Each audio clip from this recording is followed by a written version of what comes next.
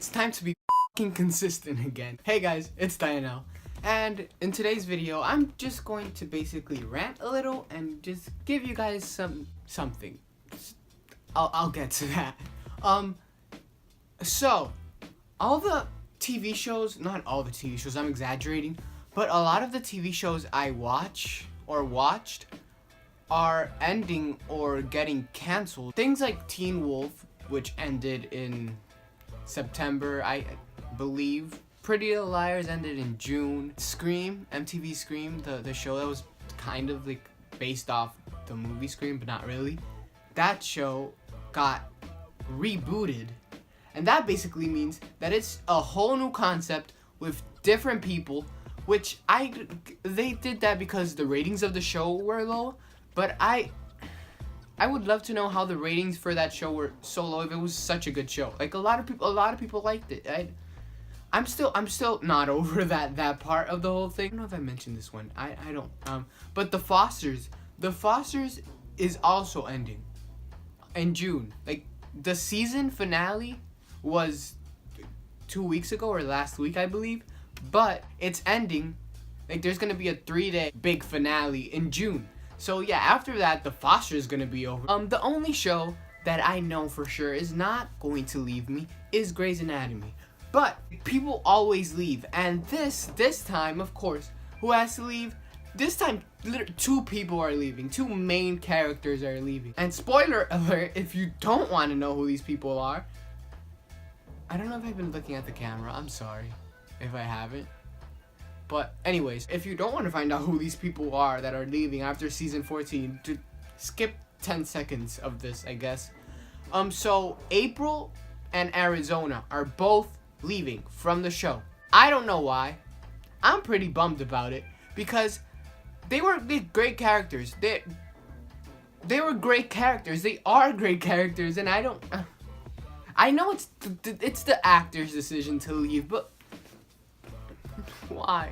I just think they're just gonna kill everyone off until Meredith is the last one standing, and she's gonna get like Alzheimer's or something, and that's what I predict the show is gonna end up being. So basically, I don't really have that many shows to watch right now. So if you guys want to leave some shows in the comments, be free.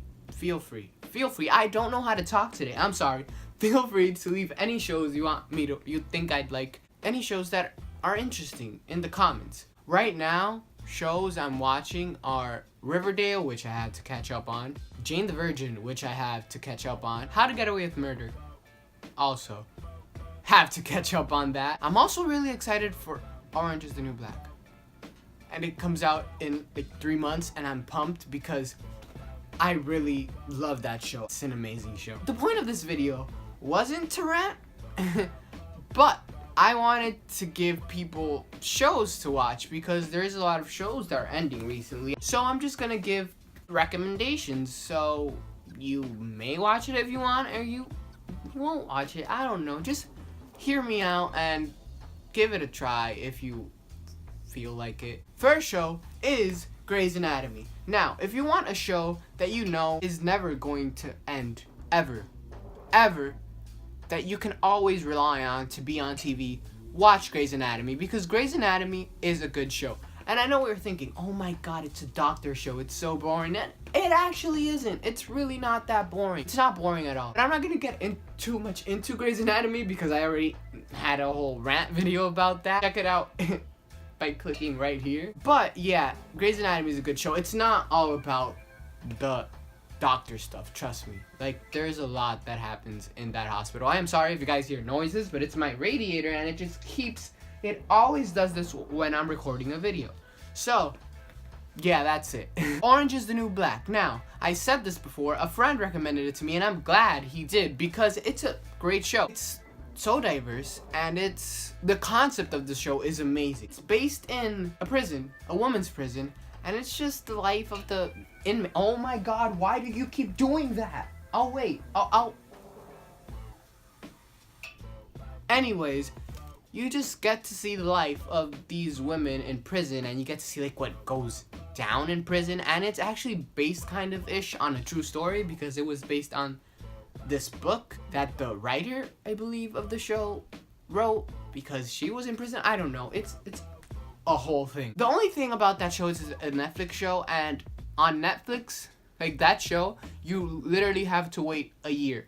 And you know what shows love to do? Leave you with cliffhangers. And usually it's like 6 months or like 4 months. But Orange is the New Black is an exception because it leaves you a whole year hanging. Other shows that are not on air but are on Netflix and you should give it. Oh my god, we're going through this one more time, aren't we?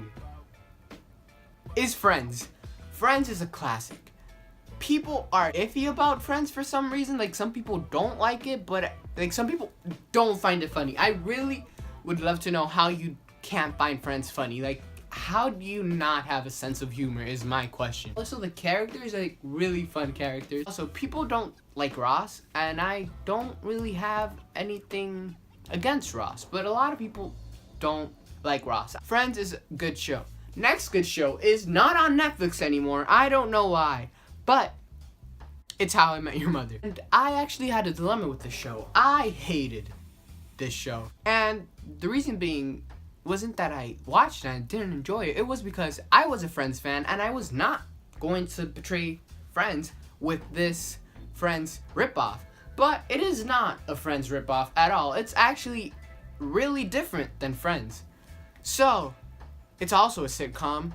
It's also not airing anymore and it's not on Netflix, so I don't know how you would watch it. But I recommend it. Find a way to watch it. It's about this guy who basically is telling his kids, like at the beginning of the first episode of the pilot, he's telling his kids the story of how he met their mother.